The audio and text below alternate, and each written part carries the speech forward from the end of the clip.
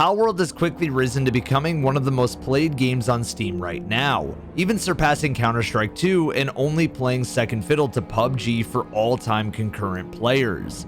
In just a week, millions of players have picked up Palworld despite the fact that it's in early access. However, this success comes with several doubts and many more controversies, from asset rips and assertion of creative ambiguity to potential AI fraud. These are all of the controversies Palworld already faces in its short time of release.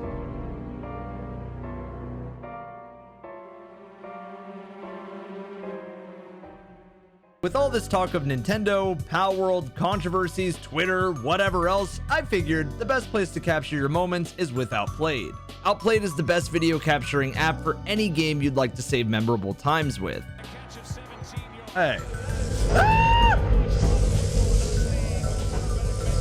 The app can even automatically capture your best moments so you can easily sort through them and share them with your friends or on socials. The main feature is the gameplay capture, which automatically records kills, headshots, and other key moments. But if there's some that you didn't want to keep, there's a video editor built in to splice the moments together. This is my favorite feature because it makes getting 8 hours of footage on a normal recording a lot easier to sort through, and I can edit a bunch of small clips instead of a massive amount. Thanks to Outplayed for sponsoring this video, and now, back to the pals. Subscribe if you enjoy these video topics. I'll be doing more variety in 2024 than ever before. Thank you. Let's kick things off with inspiration versus asset ripping. It's been a journey for the developer pocketpair to get the electric success that Palworld has acquired, but this is far from the first time it's become difficult to tell the difference between inspiration and plagiarism. As Harddrive was quick to point out, Palworld execs brace for Hbomberguy video, pointing to his video about plagiarism on YouTube. There's a history with the game Craftopia, whose trailer looked a little like this.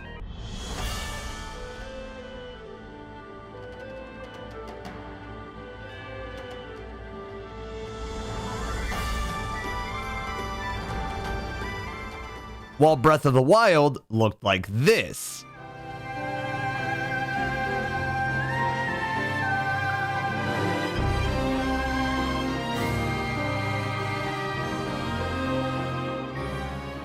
What's more, some people have argued pocketpair's upcoming game, Nevergrave, looks incredibly similar to the award-winning game Hollow Knight.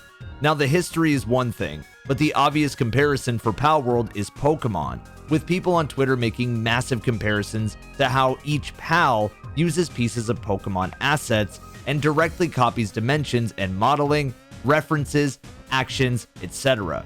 With this Twitter user making an entire thread of 111 Pokemon renders that has similarity to Palworld. There's some that are completely obvious, but as the Twitter user keeps going down the list, some of the subtleties become less and less noticeable. There's some that straight up use faces, like Giratina's face. There's Garchomp's model, but it reminds them of Toxtricity. There's Savali's model, there's Sobble's fun, there's Shaman's body, and the list keeps going on. Now, there is some back and forth on how true the asset ripping is, with some pointing out that threads about it are not true either. Others were quick to jump in and state that Palworld may have some similarity to Pokemon, but that Nintendo does not have the exclusive rights to all kinds of monster design either. Some people even pointed to the fact that Nintendo wasn't even the first to have a collection of monsters in their game, as Reddit users highlighted how Palworld is ripping off Pokemon. Oh wait, that is Pokemon ripping off Dragon Quest. Whoops.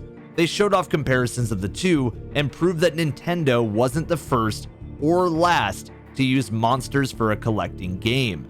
This isn't the first time a game has tried to explore the Pokemon phase, as Digimon was always playing second fiddle to Pokemon in its debut in 1997. If Nintendo didn't have the grounds to sue Digimon or other game and franchises of its kind, then what gives them the grounds to sue Palworld? It's interesting to note that even though the first trailers for the game were released in 2021, the people who own the rights to Pokemon have done nothing about Palworld itself. There are 3 companies behind Pokemon: Nintendo, Game Freak, and Creatures. At the time of writing, none of them have threatened pocketpair with any kind of legal action. That being said, in an interview with Stephen Totillo of GameFile, a former senior member of Nintendo's legal team was asked what he thought about Palworld, He stated that this looks like the casual ripoff nonsense I would see 1,000 times a year when I was chief legal officer of Pokemon. I'm just surprised it got this far. It is unclear why Nintendo and other companies that control the rights to Pokemon have not done anything about Palworld, but in a Kotaku article, pocketpair developers have indicated they are not worried about receiving a lawsuit from Nintendo. They have made it clear that they have absolutely no intention of infringing upon the intellectual property of other companies. It seems that Nintendo lawyers are not intent on attempting to sue pocketpair, because they have allowed development on Palworld to continue since 2021 without comment. The only example of Nintendo taking issue with something related to Palworld was user Toasted Shoes on Twitter, who claimed that Nintendo took down their videos which depicted a Pokemon mod for Palworld. This was removed because of copyright issues, likely due to a claim that Nintendo had made. Dexerto, the, outlet, covered this on their official Twitter as well, so it's plausible that Nintendo did get the video of the Pokemon mod removed. Discourse about Palworld has been heating up ever since the game was released, and the flames show no sign of stopping. Some of this flack comes from Pokemon fans who are up in arms because they believe Palworld is a ripoff of Pokemon. Some people who are not Nintendo fans are just annoyed that the game seems to have stolen a lot from other franchises such as Arc and Rust alongside Pokemon. One such example is a thread by a user called T. Hallums, which can be summarized by this one tweet. As I said before, games taking heavy inspiration from others and iterating isn't new or wrong, but those did something. Palworld is literally just, what if we reskinned Arc with legally distinct Pokemon, plus Unreal Engine 5 guns and Satisfactory. Instead of iteration, it's oops, all theft. It's important to note that a lot of people who replied to this thread did not agree with what the original poster had stated. It is clear that the debate around Palworld continues to rage on as the game crosses 7 million copies sold in only 5 days. However, some of the discourse around Palworld is beginning to get incredibly toxic and quite frankly dangerous. Takuro Mizobi, who is the CEO of pocketpair, had stated that the team of artists who work on the game has received both slanderous, defamatory comments as well as death threats. The community manager of Palworld named Bucky has also confirmed that they have received death threats as well. It shouldn't have to be said, but it's absolutely ridiculous that people have been sending actual genuine threats over a game. Even if the game is somewhat controversial for whatever your reasons are, it's no excuse to send any kind of threat to developers at all. What makes this situation even more difficult to pick apart is the fact there has been so much misinformation spread around the past 5 days or so. The decline of Twitter and X should be a video on its own, but it's made more difficult to verify what is real and what isn't, and it's easy for people to lie or mislead others, especially over discourse about something so new and popular. What's more, when the discourse about this kind of controversy hits the front page of the internet, so to speak, it becomes difficult to verify whether people actually know what they're talking about. If people discussing whether Palworld stole models from Pokemon are knowledgeable about 3D modeling, then it makes more sense to believe them over someone who doesn't have that kind of experience. However, it's hard to be able to confirm whether someone has the experience they claim to have. Just take a look at this example on Twitter. A user called BioFrogs created an anti-Palworld video, alongside a series of tweets accusing Palworld of having copied Pokemon models. But it was later revealed that they only started critiquing Palworld because they think it's disgusting how much Palworld glorifies animal abuse. I know what you're thinking. Surely it's bait, right, Evan? Weirdly enough, it doesn't seem like it. Another Twitter user called Metal Dragon Kid, who is a 3D artist, posted a tweet which asserted that the videos created by BioFrogs were not entirely accurate, and that the Palworld models were actually different from Pokemon models. However, it's still really difficult to know what's actually happened with regard to the possibility of asset theft. Some industry professionals argue that it's not asset theft. Some argue that it is. There may be a reaction to Palworld from Nintendo very soon. If Palworld was just a parody of Pokemon, then it would explain why there hasn't been any legal action from Nintendo yet. However, Arvalis pointed out that if pocketpair did actually use model rips as a base, then that would probably be crossing the line from parody to actual infringement. The Pokemon Company would not have been able to access Palworld models until its release, which was around 5 days ago. If they launch a massive lawsuit against pocketpair, it's safe to assume that there was some kind of asset theft involved with its development. As of editing this video, Nintendo did end up looking into Palworld. Now, it's not necessarily clear if they're going to be fully suing them, but they are investigating the situation. Asset theft is not the only complaint that has been made against Palworld. The new gaming juggernaut of 2024 has also faced criticism over its alleged connections to a very controversial topic: AI. This technology, which has existed for a long time before 2024, has started to influence many different aspects of people's lives. From college students using ChatGPT to improve or even write essays, from scratch to self-proclaimed prompt engineers who use tools like DALL-E to create artwork in the matter of seconds.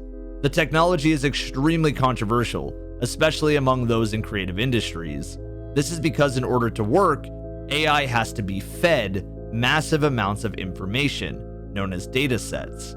When AI creates an image in a matter of seconds, it is using the work of countless artists across the web in order to perform its function. This raises multiple questions about how ethical it is to use AI in this manner. If the development behind Palworld uses AI in order to generate the designs of the pals in the game, it's reasonable to say that a lot of people would get really mad about it. Artists' opinions don't matter. It just doesn't matter, because what matters is the opinion of the people that are buying the product. I believe Hbomberguy was discussing the point of view of someone who just wants to pick up the game, and this quote may be taken horribly out of context. So, the burning question on everyone's lips is this: did pocketpair actually use AI in the development of Palworld? The answer is that, so far, there's absolutely no evidence to prove that they did. At least nothing concrete. Hold on a second, Evan. You may be asking, why did people accuse the devs of using AI in the first place? There are two main reasons people got suspicious about potential use of AI in Palworld. The first one is that in 2021, the CEO of pocketpair, Takuro Mizobi, wrote a series of tweets which seemed to show support and interest in the potential applications of AI in the gaming world, specifically related to Pokemon. The second is that pocketpair released a game called AI, Art Imposter, in 2022, which used AI as a part of the game's mechanics. Now, these facts by themselves may seem suspicious to some, but crucially, they are not proof at all of the existence of AI in Palworld. Paul Tassi wrote an article about the AI allegations towards Palworld.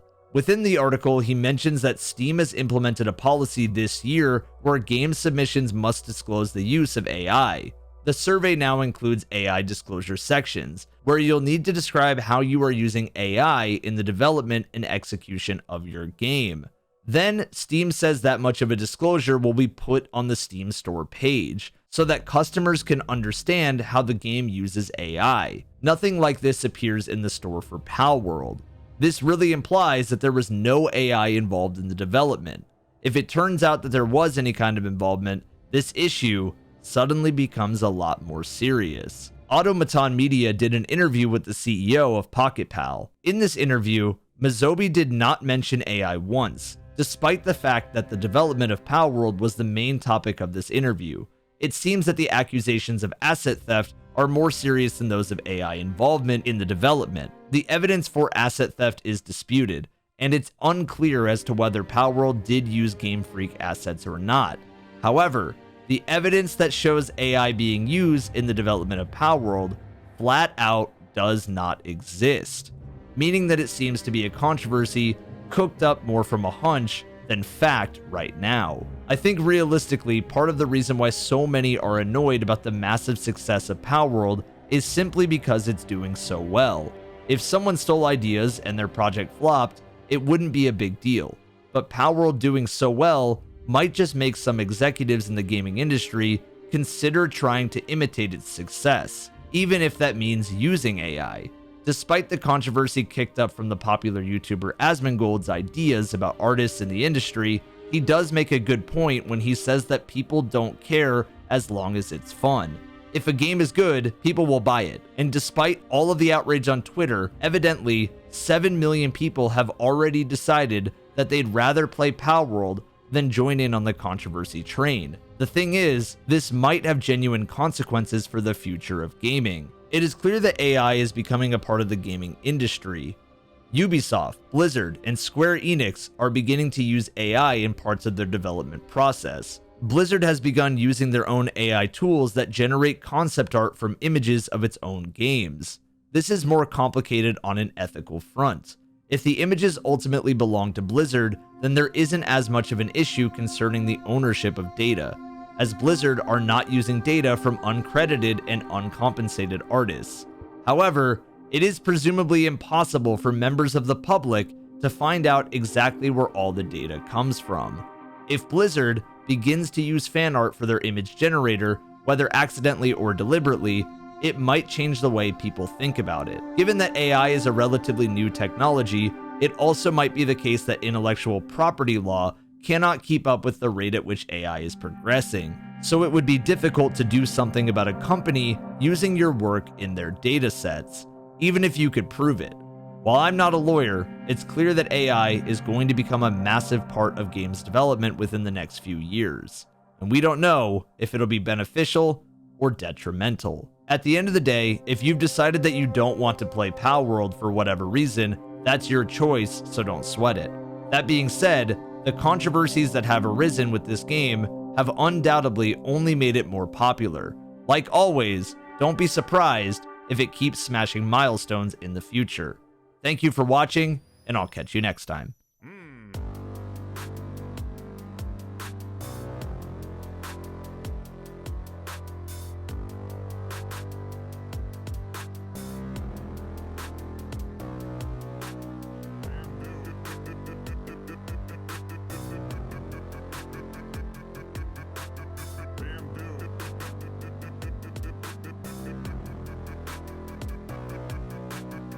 It's three symbols, so it's three houses.